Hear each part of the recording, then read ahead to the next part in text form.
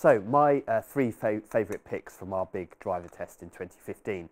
Firstly, I've gone for the Nike Vapor Pro. I first tested this when it came out a few months ago, and I thought it was a really good step forward from what the brand had done last year. I liked the fly brace technology they brought in 2014. I thought it made the drivers more forgiving, really stable, and made them feel great. By bringing this cavity back in, they also didn't make the sound of the driver too odd. And that's continued with the new generation.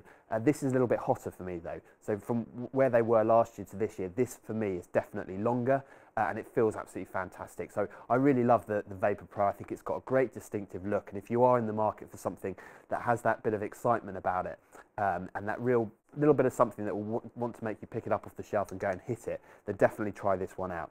Secondly, I really like the Titleist 915 driver. If any of you have seen any of our previous testing of this driver, you'll know how well I've got on with this over the last few months. It has a slightly different sound to the previous generation 913. It's slightly louder, but the overall distance gain on offer are really noticeable. I played the 913 driver for quite a long time. This is definitely longer.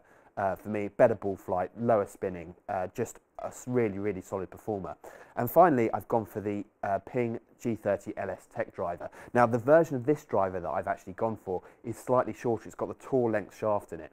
And strangely, when putting it through its paces on the GC2 today, I was hitting shots with a little bit less club head speed, so about 2 or 3 miles an hour down on club head speed, but the overall distance was up, and actually the longest drive I hit all day was with the G30. Now, down behind the ball, it's a little bit bigger than the other two.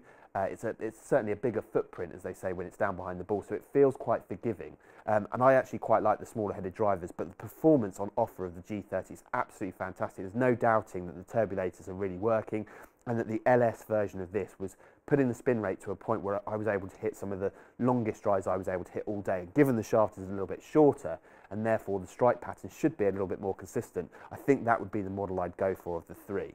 So fantastic, 3 great drivers from 3 great brands who are doing some really interesting and exciting things in the technology of their drivers. But for me, I think for today, I'm going to go with the Ping LS Tech.